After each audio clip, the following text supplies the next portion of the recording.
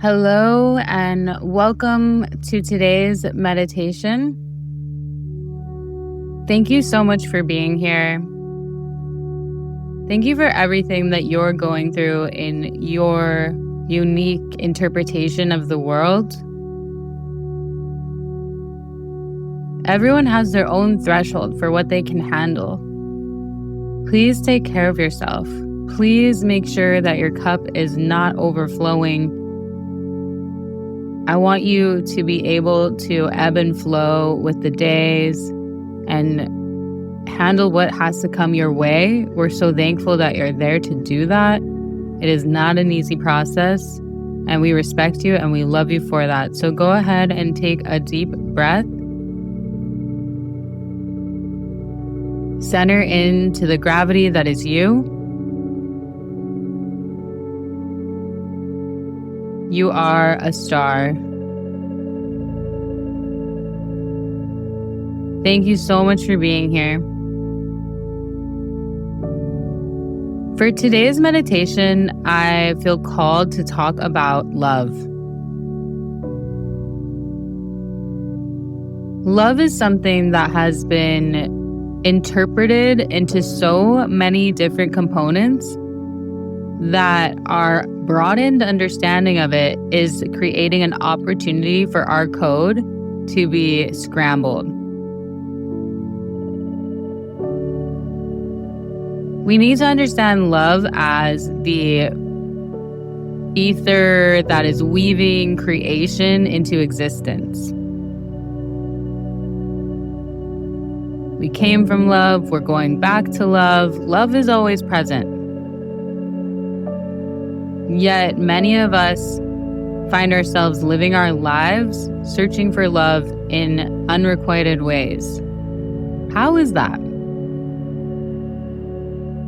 And as you go through Phoenix Protocol, you'll start to see that these types of questions are indicators that the code is messed up.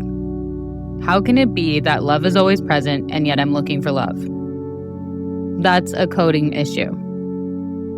Lucky for you, I'm a coding specialist. Let's rewire it. Let's recode. If you truly are able to tune into the energy that is love, it should always be there. So how can it be that I have love and I'm angry and I'm sad and I'm mad and I'm happy and I'm blissful and I'm joyful? The reason is, and the truth is that love actually is not an emotion and it's miscategorized. Love is a fabric where everything can stand on. Hence why we always have it. So to truly feel love, you have to remove all emotions. You do have to step into that space of neutrality. Now, things that are attributed to love would be something like joy or bliss or care or comfort or passion, excitement. Those things are on top of love.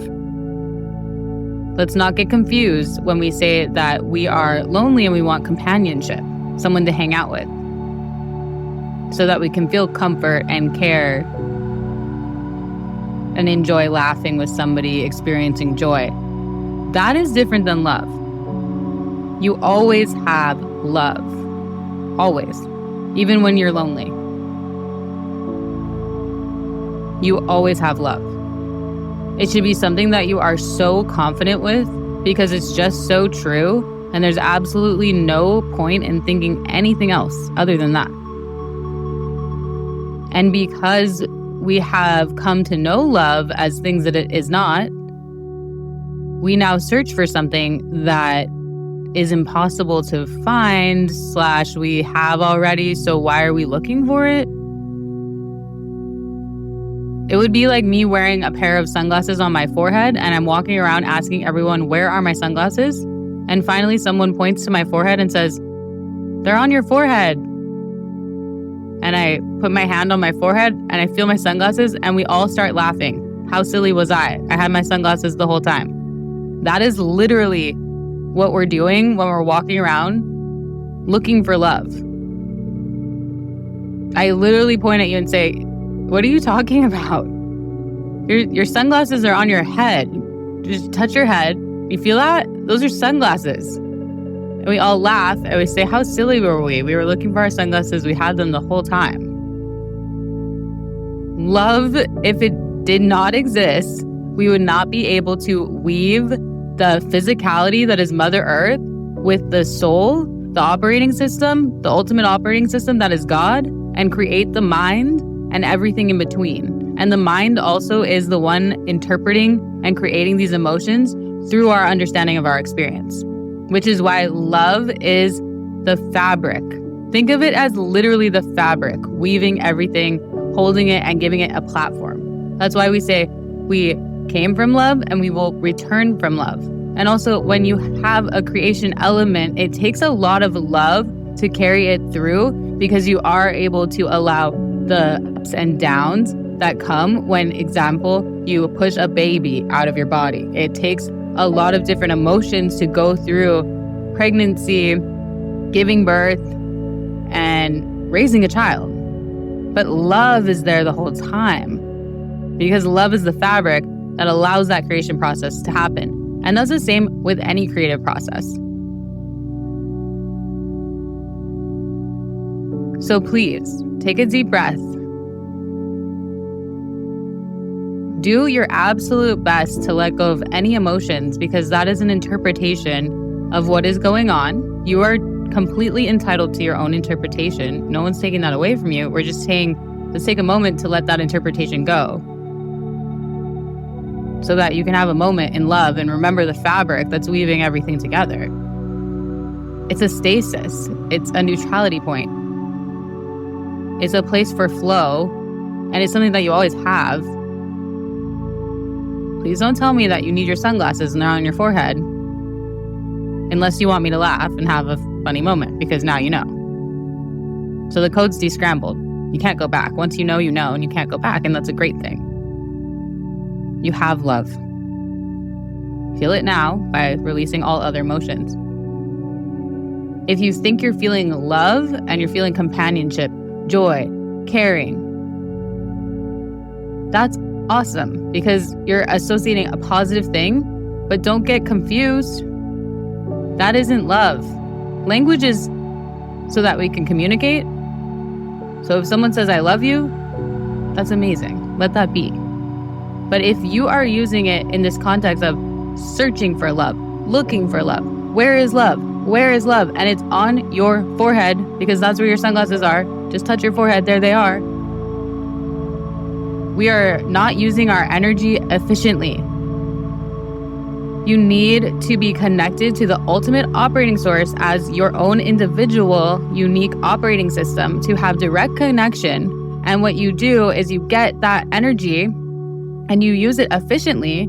And operating systems that are using the energy efficiently by understanding how to code properly are going to be given more energy, because the system can sustain that usage. Because when you use it efficiently, you're actually putting it in the system and you're helping with the ultimate operating system of God's processing power. That is literally what being a good person means. It means that you are following the rules so that less processing power has to be dedicated to your lack of understanding how to use the system's power. So if you are using the power efficiently and good, that means that you can be trusted with more energy to proliferate through the system on behalf of the ultimate operating system. So you're actually helping reduce processing time, reduce lag time, and create a better transmission for the ones around you, because then they can get more processing power too, through either you delineating it on behalf of the ultimate operating source, because you are living your purpose, your destiny, you're using your talents. Which is why I must say we are clogging up the system. There is increased lag time because we are looking for something we already have. That's exactly what happens when you look for your sunglasses and they're on your forehead. You're like, I spent so much time looking for these sunglasses. Oh my gosh. And I asked everyone, where are these sunglasses? Where are they? And I even, oh my gosh, I feel so bad. I accused someone of taking them. I swore they had them. I had them the whole time. I love you. You love you. You have love. We are love. We came from love. We go back to love. Please create and know that you have everything you need. You are a star. So go ahead and take a deep breath. Tune into the gravity that is you. You are a star. Thank you so much for being here today. I love you so much. Have a beautiful day.